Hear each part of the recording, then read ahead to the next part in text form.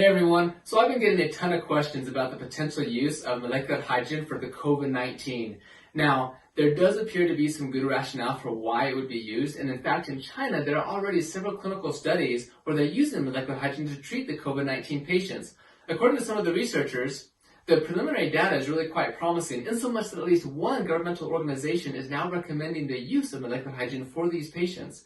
Now, I want to go through the pathophysiology so I can describe the rationale for why hydrogen gas would be used in these clinical studies and in this scenario. But first, I want to show you a video where Dr. Nanshan Zhong, who was the one who discovered the SARS coronavirus in 2003, actually recommends and discusses the use of molecular hydrogen. And then I actually have some videos where patients who have the COVID-19 are actually describing their experience using the molecular hydrogen therapy. So we'll go to those videos and then I'll come back and talk about the rationale for H2. So we'll see you soon.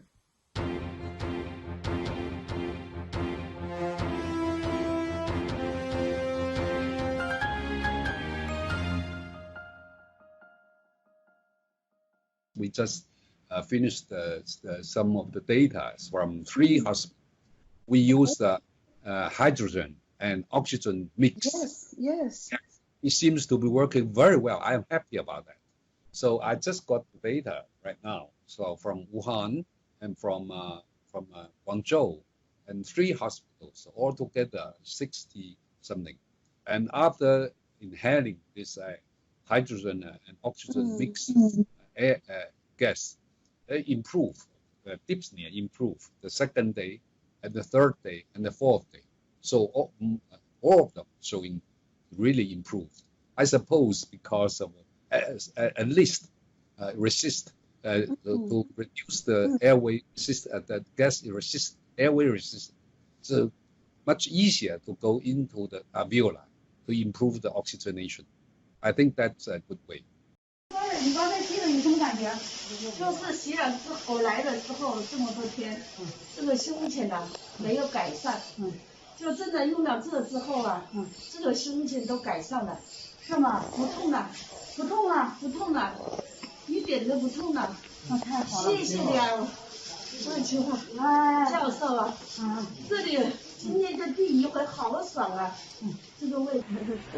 阿姨，你用了那个氢氧机，感觉怎么样啊？感觉很舒服，很舒服，是不是？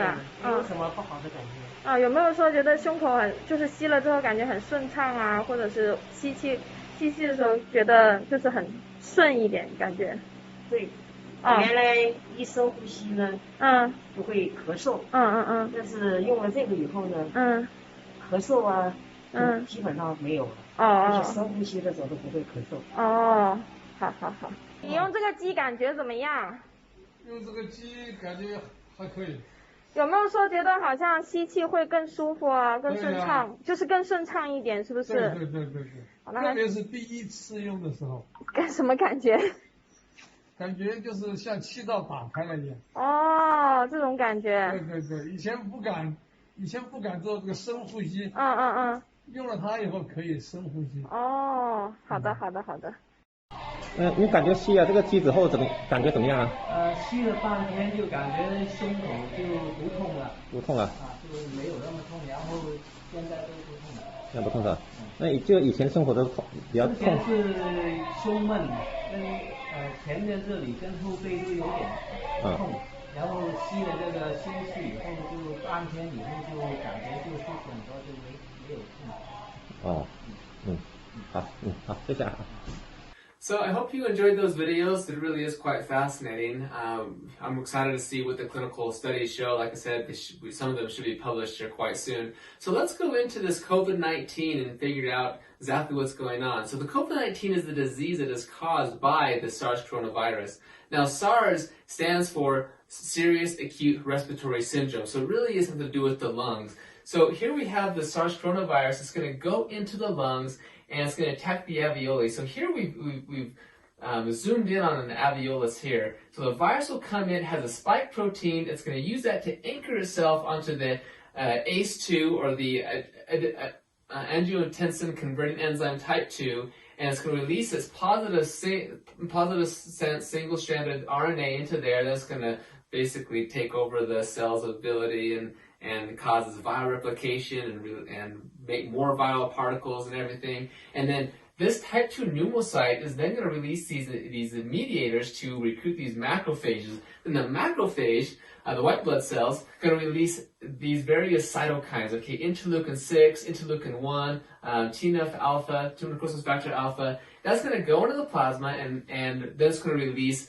neutrophils. Now it's going to increase some of the vasodilation permeability so that neutrophils are going to now go into there. It's going to start creating a reactive oxygen species, and the reactive oxygen species are very damaging oxidative molecules that are going to, kill the viruses. Well, the virus is already dead, but, kill everything, inhibit viral replication, and do exactly what we want them to do. So that's a very important part of all of this. But as this continues going, you're going to get more and more of this reactive oxygen species, more of the inflammation, you get more vasodilation, more capillary permeability. But because you actually are destroying your type 2 pneumocyte, well, type 2 pneumocyte is what's important to make surfactant. If you don't have surfactant, your lungs aren't going to work correctly.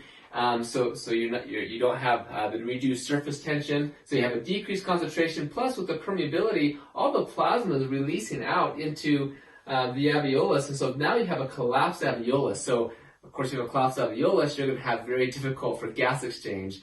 You're going to have to work really hard to breathe. So you're going to have a very difficult time breathing with that problem. When this, because of all the reactive oxygen species, you're damaging the actual cell. So the whole entire alveolus will end up dying. And now you're going to try to be coughing that up, so you have a productive cough. So people are going to present with a cough and everything. Plus, with the interleukin 6, interleukin 1, these are going to go to the hypothalamus. That's going to control the body temperature. It's going to say, hey, let's increase the body temperature. That's going to cause a fever, so now people are going to have a fever.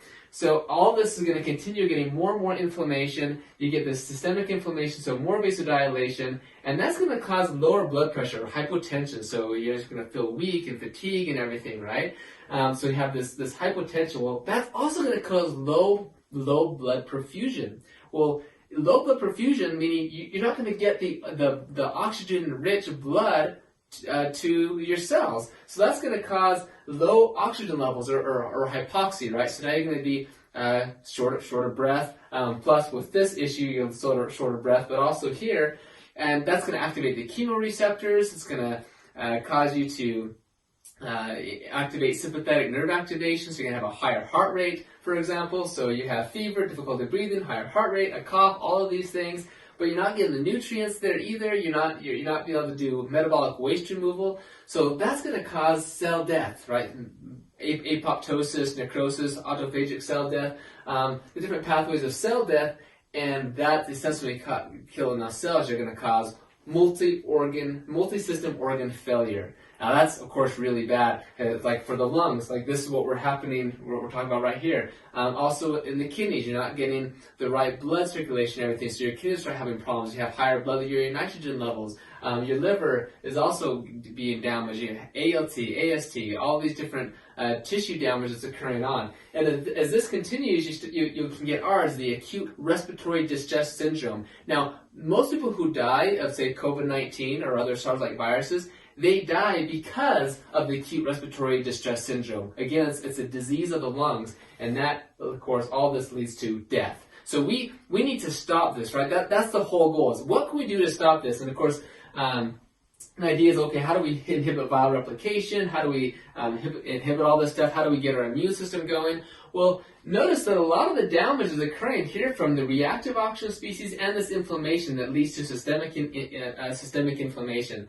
Well, let's zoom in on this a little bit and understand it, because this is really what's going to help you to understand the rationale behind hydrogen gas, rationale for hydrogen gas. Why are they using it in the clinical studies? Why is it having the effect that it does? It helps to explain all of this. Okay, so first, reactive oxygen species. Again, these are very oxidizing molecules. Well, actually, superoxide is reductive, but the point is they cause a lot of oxidative damage, okay? You cut your apple in half and it turns brown, that's oxidation, that's damage, it's rusting. And that same thing happens to your cells. It causes lipoperoxidation, DNA damage, all of these things. So we don't want to have an excessive amount of that. But these are also important. These neutrophils, they produce these reactive oxygen species. They express these NOx enzymes, or NADPH oxidase enzymes. And it takes oxygen, normal oxygen, and converts it to the radical superoxide. The mitochondria, electron transport chain, also produces as a source for superoxide production. This is also very important. Superoxide is what is, again, killing the pathogens, killing all the bad stuff, and helping you. So you really want superoxide. You just don't want too much of it. It's got to be regulated, right?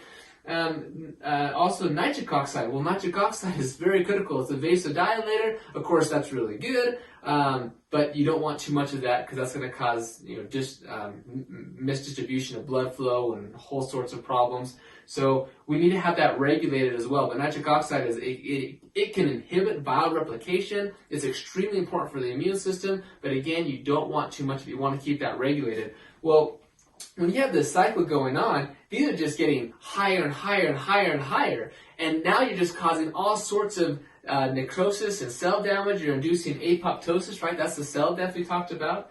Well, also when these get high, they react instantaneously to form none other but peroxynitrite.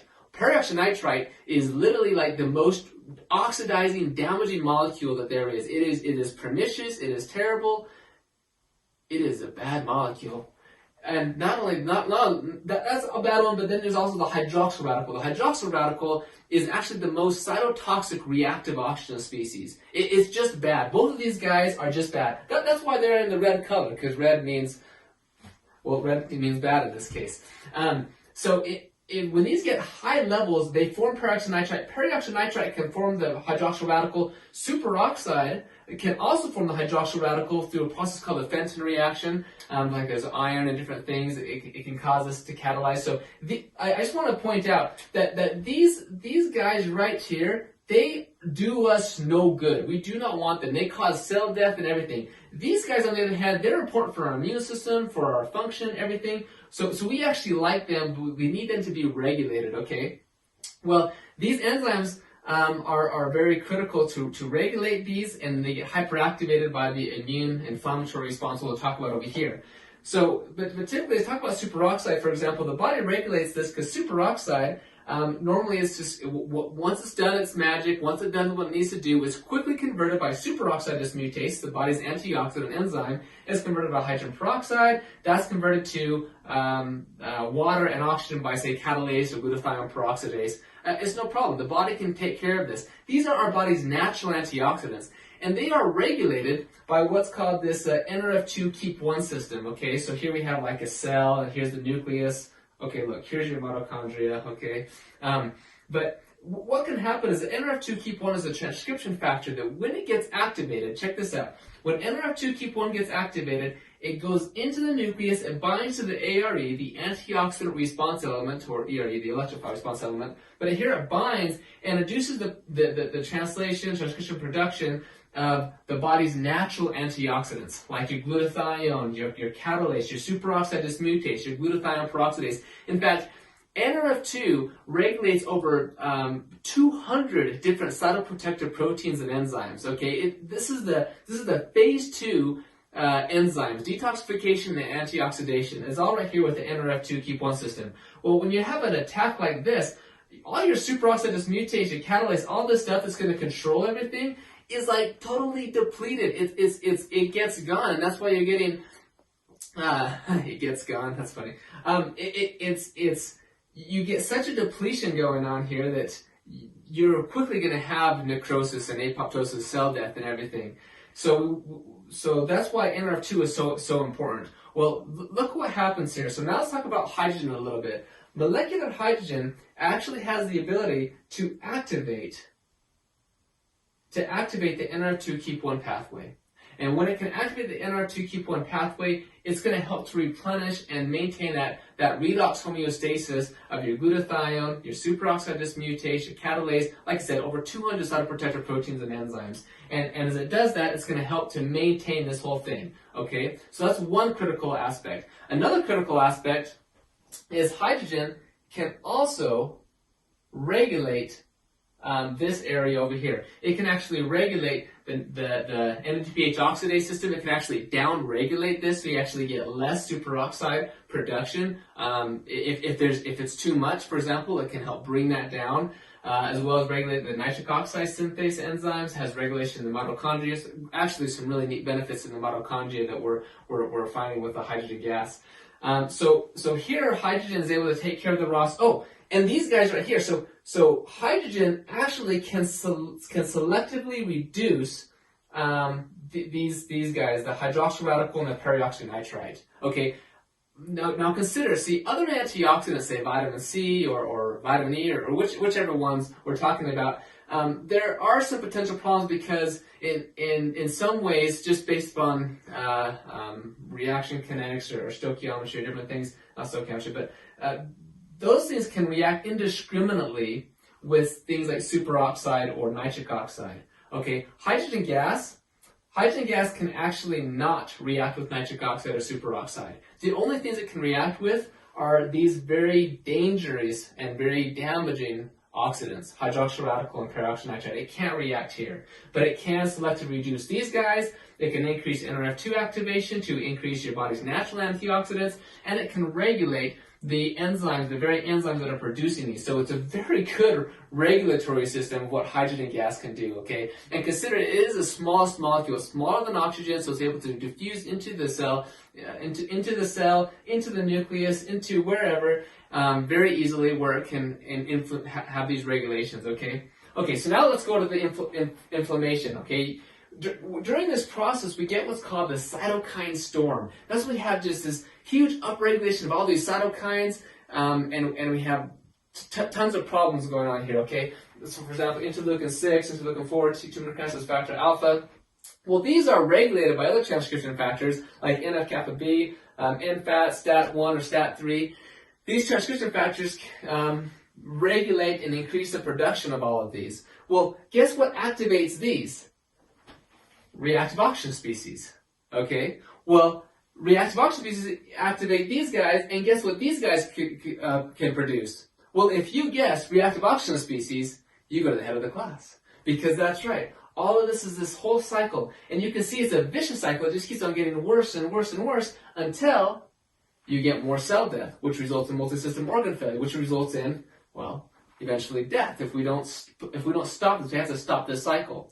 So, hydrogen gas over here, we've actually demonstrated that hydrogen has an inhibitory role or a regulatory role in regulating these guys, which are going to regulate the actual inflammatory cytokines. So we've actually done several studies showing, we and as well as many other colleagues and researchers, and many papers have demonstrated that hydrogen has a great anti-inflammatory effects, decreasing interleukin 6. Okay, that's a very potent pro-inflammatory cytokine. So hydrogen can regulate NF-κB, NFAT. It's going to decrease these cytokines.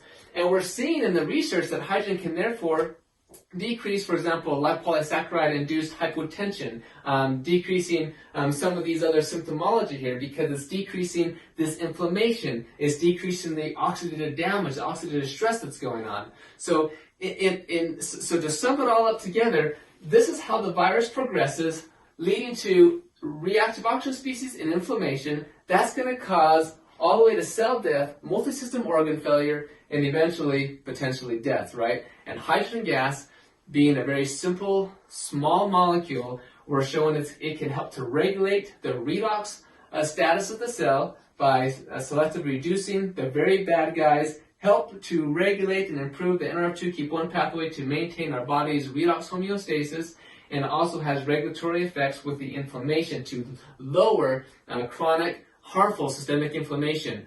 And it's by regulating everything and not just decreasing it or inhibiting it or something, because that's not what we want to do. We need all of these things. This is our immune system. We don't want to just get rid of it. Yes, it is what is killing us, but it is also very important that we have so that we can get better. So that is kind of that is the idea between hydrogen gas and its rationale for COVID-19. So anyway, I hope this made sense. I hope you're able to learn something from this. And we'll, like I said, check out the literature. We'll post the clinical trials, when they get done.